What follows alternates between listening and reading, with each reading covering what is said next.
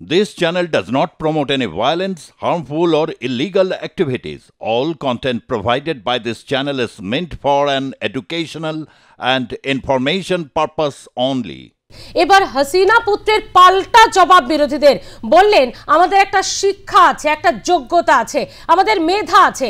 আমার পরিবারের ভাই বোনেদের মধ্যে কারো মাস্টার্সের নিচে নেই, তারা দেশের পয়সা আমাদের চুরি করার কোনো প্রয়োজন নেই, আমরা মেধা খাটিয়ে পয়সা কামাই করতে পারি, স্পষ্ট জানিয়েছেন সজীব ওয়াজেদ জয়। হাসিনা পুত্র মাঝে মাঝেই সোশ্যাল মিডিয়ায় এসে আমরা দেখেছি একেবারে যোগ্য জবাব দিয়েছেন, এবারও তার ব্যতিক্রম হলো না। আমাদের চুরি করার দরকার নেই সরকারের প্রশাসনের পয়সা, আমাদের মেধা আছে, আমরা সেটা খাটিয়ে কামাই করতে পারি, স্পষ্ট পাল্টা জবাব হাসিনা পুত্রের। আমাদের শিক্ষা আছে, মেধা আছে, আমরা সেটা খাটিয়েই কামাই করি, পরিবারের ভাই বোনেদের একটা উচ্চ শিক্ষা আছে, এই উল্লেখ করে পোস্ট হাসিনা পুত্র সজীব ওয়াজেদ জয়ের। পাল্টা জবাব দিলেন, একদিকে অশান্ত পরিবেশ বাংলাদেশে, এখনো একের পর এক হুমকি ভারতকে দেওয়া হচ্ছে, হাসিনাকে ফেরতের জন্য ইন্টারপোলের দ্বারস্থের পাশাপাশি একেবারে ভারতকে অ্যাটম বোম চার্জ যা রাষ্ট্রবন্ধুদের কাছ থেকে নেওয়া হবে এমনও হুঁশিয়ারি দেখা গিয়েছে। এবার হাসিনা পুত্রের জবাব। কথা বলবো, নিউজরুমে রয়েছে আমাদের প্রতিনিধি সুচারু মিত্র এবং আমাদের সঙ্গে রয়েছেন আমাদের editor in chief Sujit Chattopadhyay. সুচারু, মাঝে মাঝে হাসিনা পুত্রের জবাব আমরা দেখি, এবারও তার ব্যতিক্রম হলো না, কিন্তু এই আবহে এটা কতটা যোগ্য জবাব মনে করা হচ্ছে? দেখো, এই যে অন্তর্বর্তী সরকারের প্রধান ডক্টর ইউনূস বসার পর থেকে হাসিনা বিরোধী হাওয়াটা যেভাবে জোরালো, এবং তার মধ্যে মাঝে মাঝেই শেখ হাসিনা চেষ্টা করছিলেন ভিডিও বার্তা দিয়ে বাংলাদেশের মূল্যবৃদ্ধি নিয়ে, বাংলাদেশের সাম্প্রতিক পরিস্থিতি নিয়ে বারবার তিনি আওয়ামী লীগের নেতাদেরকে একত্রিত করার চেষ্টা করছিলেন, সেটার ওপরও নানা নিষেধাজ্ঞা এসেছে। ফলে এই পরিস্থিতিতে দাঁড়িয়ে দেখা যাচ্ছে সজীব ওয়াজেদ হাসিনা পুত্র বারেই মাঝে মাঝে ভিডিও বার্তা, মাঝে মাঝে তিনি পোস্ট করছেন সোশ্যাল মিডিয়ায়, আবার মাঝে মাঝে তিনি একেবারে ভিডিও করে সোশ্যাল মিডিয়ায় সেটা পোস্ট করছেন। এবার তিনি বললেন যে পরিবারের ভাই বোনেদের মধ্যে মাস্টার্সের নিচে কেউ নেই, মাস্টার ডিগ্রির নিচে কেউ নেই, মেধা খাটিয়ে আমরা পয়সা কামাই, কারোর থেকে বিনা পয়সায় কোনো পয়সা নিয়ে বা কোনো জমিদারি রাজত্ব তিনি কোনোদিন করেননি। এবং বিরোধীদের এই জবাব সজীব ওয়াজেদ দিলেন। তাহলে কি বাংলাদেশের রাজনীতিতে আবার একটা সক্রিয় হতে চাইছে আওয়ামী লীগ, এবং সজীব ওয়াজেদ কি এবার সেই মায়ের পথ ধরে এগোনোর চেষ্টা করছেন? আমরা কথা বলবো, আমাদের সঙ্গে রয়েছেন আমাদের editor in chief Sujit Chattopadhyay. সুজিতদা, সজীব ওয়াজেদ তারই বারবার পোস্ট, কয়েকদিন আগে আমরা হাসিনাকে দেখতাম বিভিন্ন সময় তিনি কনফারেন্স কলে রয়েছেন, সেই কল রেকর্ডিংস বাইরে আসছিল, তিনি আওয়ামী লীগের নেতাদের বলছেন যে কি চলছে, ছি বাংলাদেশে কি অবস্থা, 100 টাকা চাল, 30 টাকা ডিম, এই অবস্থা। এবং কোনো দিন আবার তিনি বলছিলেন এই সংখ্যালঘুদের ওপর আক্রমণ নিয়ে আওয়ামী লীগের মধ্যে কনফারেন্স চলছিল, টেলিকনফারেন্সে হাসিনা থাকতেন, বাকি নেতারা বলছিলেন। এরপর সেখানে তার উপর একটা নিষেধাজ্ঞা আসে, ফলে সেই ভিডিও বার্তা বা সেই অডিও বার্তা বাংলাদেশে পৌঁছচ্ছে না। এবার সজীব ওয়াজেদের এই পোস্ট, এবং তিনি বললেন আমার পরিবারের ভাই বোনেদের প্রত্যেকের শিক্ষাগত যোগ্যতা অনেক উচ্চমানের, মাস্টার্সের নিচে কেউ নেই, আমরা বুদ্ধি খাটিয়ে মেধা খাটিয়ে পয়সা কামাই। কাকে জবাব দিলেন? ডক্টর ইউনূসকে? সজীব ওয়াজেদ জয় শিক্ষিত, এবং তার যে বোন পুতুল সেও খুব শিক্ষিত, সেও রাষ্ট্রসংঘের একটি হেলথ মিশনের অন্যতম প্রধান একজন কর্তা। এবং বাংলাদেশের যে রাজনীতিতে যারা বিএনপি বা কারণ তারেক রহমান বা তার যে ভাই, তাকে নিয়ে তো অনেক প্রশ্ন তো একটা সময় ছিলই, তারেক রহমান বা তার যারা সাঙ্গপাঙ্গ, যাদের ওই বাবর, তারপর আরেকজন মুক্ত পেয়েছে মন্ত্রী পিন্টু, এরা কারা? ক্রিমিনাল, বেসিক্যালি ক্রিমিনাল, সব এক একজনের ক্রিমিনাল ব্যাকগ্রাউন্ড আছে, বললে তো হবে না।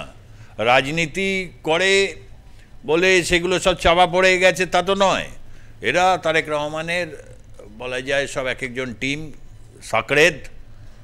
সজীব ওয়াজেদ জয় ভদ্রলোক, সে এমনি চুপচাপ, লেখাপড়া জানা, এ ব্যাপারে কোনো সন্দেহ নেই। বাংলাদেশের অনেক বিরোধী আছে যারা এটা গোপনে স্বীকার করেন। সজীব ওয়াজেদ জয় লেখাপড়া জানেন, আমেরিকা প্রবাসী, তার ওয়াইফ আমেরিকান, একটা জীবনযাপন রয়েছে, তিনি তথ্য উপদেষ্টা ছিলেন এবং ইনফরমেশন টেকনোলজিতে দক্ষ লোক, ফলে রোজগার করার একটা তার জায়গা রয়েছে।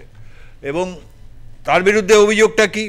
অভিযোগটা ছিল তিনি দুর্নীতির দায়, অভিযুক্ত। যে দুর্নীতির দায়টা দেওয়া হয়েছে সেটা হচ্ছে রূপপুর পারমাণবিক কেন্দ্রে সেখানে কাটমানি খাবার, মূলত কাটমানি খাবার, এবং সেখানে রসাটম যে সারা পৃথিবীতে বহু পারমাণবিক বিদ্যুৎ কেন্দ্র তৈরি করে, রাশিয়ান কোম্পানি এবং টেকনিক্যালি অত্যন্ত কোয়ালিফাইড একটি কোম্পানি, তারা বলে দিয়েছে যে কোনো লিগ্যাল ব্যাটল লড়ার জন্য তারা প্রস্তুত আছে, কোনো কাউকে কিছু দেওয়া হয়নি। এটা টার্গেট করা যায় যাতে সজীব জয়, ওয়াজেদ জয় এবং পুতুলকে যাতে বাংলাদেশের রাজনীতিতে যাতে প্রতিষ্ঠা তারা না পায়। তার কারণ দেখো, আওয়ামী লীগ এবং শেখ মুজিবুর রহমানকে ৭৫ সালে নিষ্ঠুরভাবে মেরে দেওয়া হয়েছিল, এবং অনেকে এটা বুক ফুলিয়ে গর্ব করে বলেন বেশ করেছি, মেরেছি, এবং তারা আফসোস করেন যে তারা শেখ হাসিনা এবং রেহেনাকে সেদিন তারা পায়নি, নাহলে তাকেও মারত। এবং তারপরে শেখ হাসিনা তিনি বাংলাদেশে প্রধানমন্ত্রী হয়েছেন এবং বাংলাদেশকে অর্থনৈতিকভাবে উন্নতির শিখরে নিয়ে গেছেন। যারা বাংলাদেশের রাজনীতি, গণতন্ত্র, স্বৈরতন্ত্র নিয়ে কথা বলেন, তাদের কথা বলার মধ্যে নিশ্চয়ই কিছু পয়েন্টস আছে বলে তারা বলেন, কিন্তু কেউ, চরম বিরোধীরা এটা অস্বীকার করতে পারেন না যে বাংলাদেশে একটা অর্থনৈতিক উন্নতি হয়েছিল, একটা সুন্দর দেশে পরিণত হয়েছিল এবং গোটা বিশ্বে একটা সম্ভ্রম আদায় করছিল। সে দেশটাকে চোখের সামনে, অনেক বাংলাদেশের যারা মুক্তিযোদ্ধা তাদের চোখের সামনে লণ্ডভণ্ড করে দিল একটি দেশকে। এই লণ্ডভণ্ড কারা করলো? ডক্টর ইউনূসের গ্যাং, এবং তাদেরকে সহযোগিতা করলেন শুরুতে বিএনপি ভেবেছিল যে আমরা ডক্টর ইউনূসকে তো বসাই, তারপর একটা এদিক ওদিক নির্বাচন হবে, আমরা ড্যাং ড্যাং করে ক্ষমতায় চলে আসবো। এখন তো নির্বাচন হওয়ার মতো পরিস্থিতি নেই। খোদ ডক্টর ইউনূসই চাইছেন 2025 অথবা 2026 সালে নির্বাচন হবে, তার আগে সংস্কার দরকার। এবং এই সংস্কার বলতে কি একটা কথা এই মুহূর্তে মনে পড়ে গেল, গতকাল রাত্রির 1:52 ঘটনা, সচিবালয়ের 7 তলায় আগুন লেগে গেল ঢাকায়, 7, 8, 9 তলা পুড়ে ছাই, এবং সেখানে যা নথি ছিল সব নষ্ট হয়ে গেল। সেখানে সংস্কারের কোনো জিনিসপত্র লুকিয়ে ছিল না তো? সংস্কারের জিনিসপত্র যা ছিল, কেন সংস্কার কী হবে সবচেয়ে ভালো জানেন ডক্টর ইউনূস। এই সুন্দর একটা দেশ কোথায় এগোবে, সেই দেশে নাকি সংস্কার করে কোথায় গেল, সে সংস্কার করতে গিয়ে একটা সুন্দর দেশে যারা দাগি ক্রিমিনাল তাদেরকে জেল থেকে ছেড়ে দিয়ে তাদেরকে একটা রাজনৈতিকভাবে তাদের পুনরুত্থানের জায়গা করে দিল। তাদের ডকুমেন্টসগুলো তো ছিলই সচিবালয়ে, তাদেরই তো ডকুমেন্টসগুলো, কে আগে কি করেছে, কে কটা ব্যাংক ডাকাতি করেছে, কে বিভিন্ন রকম হচ্ছে জ্বালাও পোড়াও করেছে, সরকারি সম্পত্তিতে আগুন দিয়েছে, খুন, মাদক, কত কিছু কেস তাদের মানে রয়েছে, ব্যাস ছাই। ওখানকার ফায়ার সার্ভিসের যিনি চেয়ারম্যান তিনি বলছেন আমরা বুঝতে পারছি না কী কারণে আগুন লাগলো, তবে রাত্রিবেলায় দমকলের ইঞ্জিন গিয়েছিল, নামাতে সময় লাগলো এবং নেভাতে প্রায় 3.5-4 ঘন্টা লেগেছে। 3.5-4 ঘন্টা মানে আমরা জানি কোনো আগুন কোনো বিল্ডিংয়ের মধ্যে লাগলে দ্রুত ছড়িয়ে পড়ার যে সম্ভাবনা থাকে, এবং দাহ্য বস্তু সেখানে প্রচুর ছিল, এবং যার ফলে 7, 8, 9 3টে তলাই ভীষণভাবে ক্ষতিগ্রস্ত। এবং এখনও পর্যন্ত এর প্রকৃত তদন্ত রিপোর্ট সামনে আসেনি যে কী কারণে আগুনটা লাগলো, ইলেকট্রিক্যাল শর্ট সার্কিট নাকি কোনো অদৃশ্য শক্তি, মানে কেউ এসে আগুন নিক্ষেপ করলো, সেটা পরিষ্কার নয়, আসবেও না এটা। তার কারণ হচ্ছে যে আমাকে তথ্য পুড়িয়ে দিতে হবে, এই সমস্ত যদি থাকে। সচিবালয় রক্ষা করতে পারে না, তার 4 দিনে কলকাতা দখল করবে, সচিবালয় রক্ষা করতে পারে না। যেখানে এই সমস্ত যারা উপদেষ্টা আর কি, ছাত্র নেতা, তারা ওইখানে বসেন, অধিষ্ঠান করেন, সেই সব জায়গা পুড়ে ছাই। এগুলো বুঝতে দেশের মানুষের গোটা পিরিয়ডে অসুবিধা হয়।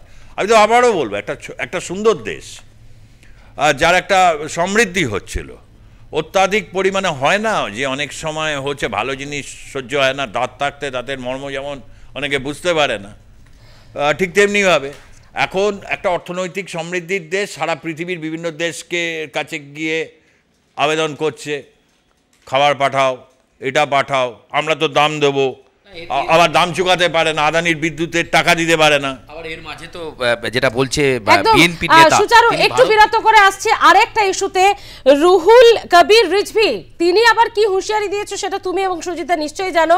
পেঁয়াজ আমদানি রপ্তানি ভারতের থেকে তারা নেবেন না, খুব ভালো কথা। এবং তুমি এবং সুজিতা গিয়েছিলে সীমান্তে, আমরা দেখেছিলাম আদা, পেঁয়াজ, আলু কিভাবে ট্রাকে করে থরে থরে সাজিয়ে বাংলাদেশে যাচ্ছে।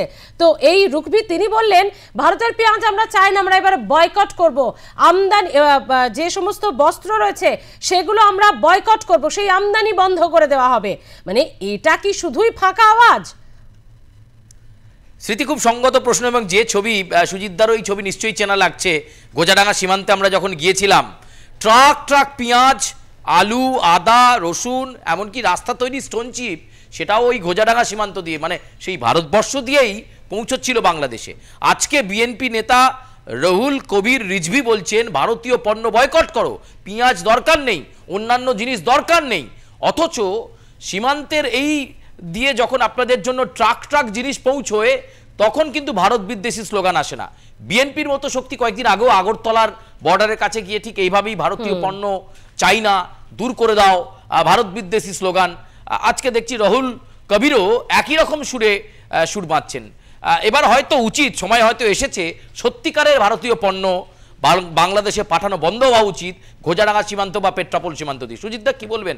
আপনার তো এই ছবিটা চেনা ছবি, সেদিন ঘোজাডাঙ্গায় আমরা দেখছিলাম মাত্র 8 ঘন্টা ট্রাক বন্ধ ছিল, কারণ একটি সনাতনীদের সমাবেশ ছিল সেখানে একেবারে বর্ডারের গায়ে, যার জন্য ট্রাক ট্রাক লরি দাঁড়িয়েছিল পেঁয়াজ, রসুন, আদা নিয়ে, এমনকি স্টোন চিপ নিয়েও। আপনি নিজে দেখেছেন। ওদিকে বাংলাদেশের অবস্থা মানে খুব সঙ্গীন হয়ে গেছিল সেদিন, যদিও সেদিন খুব কম পরিমাণে ট্রাক গেছিল। এখন তো বিএনপি নেতা বলছে কিছু দরকার নেই ভারতের, দেশ কি ওদের স্বাবলম্বী হয়ে গেল নাকি? রিজভি হচ্ছে বাংলাদেশের একটি, মানে যে কটা বাংলাদেশের একটা বড় অংশ হচ্ছে অত্যন্ত থার্ড ক্লাস রাজনীতিবিদ। রুহুল রিজভি কবির হচ্ছে সেই ক্লাসে পড়ে আর কি। সামান্য চিকিৎসা নিতেও কলকাতায় এসে চিকিৎসা নিয়ে যায়, বুকে স্টেন বসানো রয়েছে, সেটা কলকাতায় একটি বেসরকারি মেডিকেল কলেজে তার ট্রিটমেন্ট হয়েছে। যাওয়ার সময় বইয়ের জন্য বিস্তর শাড়ি কিনে নিয়ে যায়, হ্যাঁ, বিভিন্ন রকম, যদিও বাংলাদেশে কিন্তু ভালো জামদানি তৈরি হয়, এখান থেকে নিয়ে যায়। আর ওগুলো স্টক করে রাখে, যখন ভারত বিদ্বেষ ছড়াবার প্রয়োজন হয়, নির্বাচন যখন আসে, ভারত বিদ্বেষ ছড়িয়ে এই রুহুল রিজভি কবি এই সময় মতো কিছু থার্ড ক্লাস কিছু রাজনীতিবিদ আছে, সেই রাজনীতিবিদরা এগুলোকে অবলম্বন করে। পেঁয়াজ বাংলাদেশের তৈরি হয়, এটা ঠিক কথা, কিন্তু সেই পর্যাপ্ত সেই পেঁয়াজের গুণমান আর ভারতীয় পেঁয়াজের গুণমান ওটা এরকম হয়েছে। কিছু লোক এরকম পৃথিবীতে থাকে যারা বিপদে পড়লে পায়ে ডাইভ দেয়, আর যখন একটু স্বাবলম্বী হয় তখন গলা চেপে ধরে। এটা টু ট্র্যাক, ওটাকে একটা সুন্দর নাম দেয়, এটা নাকি রাজনীতি, টু ট্র্যাক কূটনীতি, এই সমস্ত নাম দিয়ে চলে। আসলে ওরা জানে যে রিজভি বা এরকম হতে পারে, রিজভির হয়তো ইচ্ছা আছে যে বাংলাদেশের চিফ স্টকিস্ট হবে, হয়তো ভারতীয় পণ্যগুলো আসবে, রিজভির ওখানে বড় বড় গুদামঘর থাকবে, ও স্বপ্ন দেখতেই পারে, দীর্ঘদিন ক্ষমতার বাইরে রয়েছে বিএনপি, যে সেখানে সে একচ্ছত্র একটা ব্যবসা হবে, কোটি কোটি টাকা কামাবে, যেটা বাংলাদেশে খুব চেনা চিত্র আর কি। তারপর হচ্ছে সে একজন শাহেনশাহ হবে আর কি। একেবারে বোঝা যাচ্ছে সুচিতা এবং সুচারু, আপাতত ধন্যবাদ। সব মিলিয়ে পুরোটাই যে ফাঁকা আওয়াজ এবং শুধুমাত্র বিরোধিতা করতে হয়, বলতে হয় বলেই বলা, সেটাই আখেরে সত্যি হচ্ছে। আপাতত ধন্যবাদ তোমাদের দুজনকে।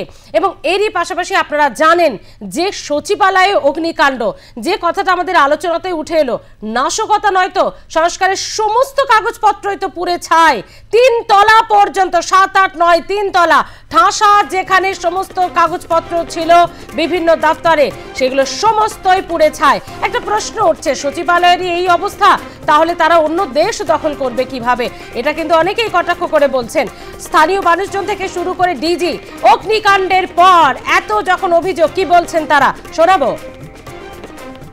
আজকে ভোর 1:52 সময় আমরা সিদ্দিক বাজারে মেসেজ পাই যে সচিবালয়ের 7 নম্বর ভবনে আগুন ধরেছে। সাথে সাথে আমাদের 1:54 মধ্যে আমাদের এখানে আমাদের ইউনিট পৌঁছে যায়। এই পর্যন্ত আমাদের এখানে 19টা ইউনিট নিয়োজিত করা হয়েছে, বাট এর মধ্যে আপনার 10টা ইউনিট ফিজিক্যালি কাজ করেছে, কারণ এখানে গাড়ি প্রবেশে কিছু সীমাবদ্ধতা আছে, বিশেষ করে বড় গাড়িগুলি ঢুকানো কঠিন ছিল। বাট আমরা আমাদের বড় যে লেডার যেগুলি আছে, এপিএল যেগুলিকে বলি, সেগুলিকে এখানে সামনের গেট ভেঙে আমরা 2টা গাড়ি ঢুকিয়েছি এবং বর্তমানে আমরা আগুনকে কন্ট্রোলে নিয়ে এসেছি। 6, 7, 8, 9 এই 4টা তলায় আগুন ধরেছে। আমরা যতটুকু জানতে পেরেছি 3টা জায়গায় একসাথে আগুনের ইয়েটা দেখা গেছে। এটা অনেক সময় হয় কি, যখন স্পার্কিং হয়, যদি বিদ্যুৎ লাইনে শর্ট সার্কিট হয় এটা হতে পারে। তবে আমরা এটা এখন কনফার্ম বলবো না যতক্ষণ পর্যন্ত না আমরা তদন্ত করে শেষ করছি। বাট এটা হতে পারে, এটা অবশ্যই হয়েছে, এটা আমরা বলবো না। বাট এটা যদি শর্ট সার্কিটের বিষয় থেকে থাকে এবং একই লাইনে হয়ে থাকে তাহলে এটা হতে পারে। আপনারা কি ওখানে ভিতরে কাউকে পেয়েছেন? না, এখন পর্যন্ত শুধু একটা হতাহতের ঘটনা আপনাকে বলেছি যে সকালবেলা দুঃখজনকভাবে আমাদের একজন না, ভিতরে এখন পর্যন্ত আমরা পাই। আমরা তখন যাত্রাবাড়ি থেকে একটা মানে নিয়ে রিক্সা নিয়ে সোজা এখানে চলে আসি। আমরা যখন এখানে আসছি প্রথম, তখন দেখলাম যে এখানে এই যে আগুনটা এই যে ডান সাইডের স্বাভাবিকভাবে আছে এবং ওইখানে আগুনও দেখা যাচ্ছে না, শুধুমাত্র তখন ধোঁয়া উঠছে। তখন আমরা মনে করি যে তখনই যদি সুন্দরভাবে যদি মানে সমস্ত ইউনিটগুলো ঠিকমতো কাজ করতো তাহলে প্রথমেই এটা সম্ভব ছিল আগুন নিভানোর। কিন্তু আমরা কি দেখতে পেলাম, পরবর্তীতে এই সাইডে বাম সাইডে আগুন লাগছে, তখন এই বাম সাইডে আগুনের কোনো চিহ্নও ছিল না, কিন্তু বাম সাইডে পুরো ছাই হয়ে গেছে। এরপরে আমরা দেখতে পেলাম ফায়ার সার্ভিস ইউনিট যখন কাজ করতেছে, একজন ফায়ার সার্ভিস কর্মীকে এখানে আহত করা হয়েছে। এই যে রক্তাক্ত অবস্থায় এখানে মানে ফেলায় রাখা হয়েছে। কি করছে, একটা ট্রাক এখানে আসছে, খুবই পরিকল্পিতভাবে আমি মনে করি যে এটা খুবই সুন্দর পরিকল্পনার সাথে এটা কাজ করছে। কারণ স্বাভাবিক কমন সেন্স একটা মানুষ, এখানে এক জায়গায় ভিড় জমে আছে, গুরুত্বপূর্ণ স্থান, এখানে ধোঁয়া উঠছে, স্বাভাবিকভাবে তো মানুষটা স্লো করবে ট্রাকটা, যে কি হচ্ছে দেখি। কিন্তু সে কি করলো, সে এখানে স্লো না করে সে জলজান্ত একটা মানুষকে একেবারে 30 মিটার দূরে একেবারে মানে একটা ধাক্কা দিয়ে ছিটকায় ফেলাই দিল তাকে। সে তো গুরুতর অবস্থায়, আমরা তাকে মানে মেডিকেলে পাঠানো হয়েছে।